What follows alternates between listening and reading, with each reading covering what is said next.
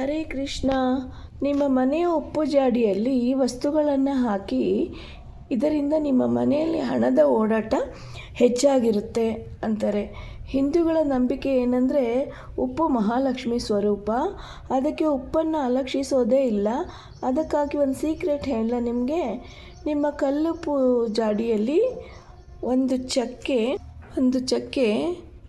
2 ಲವಂಗ, 2 ಯಾಲಕ್ಕಿ, 1 ರೂಪಾಯಿ ಕಾಯಿನ್, ಇದನ್ನು ಯಾವಾಗಲೂ ಹೀಗೆ ಇಟ್ಟರೆ ಹಣದ ಕೊರತೆ ಇರೋದಿಲ್ಲ ಅಂತ ಹೇಳ್ತಾರೆ.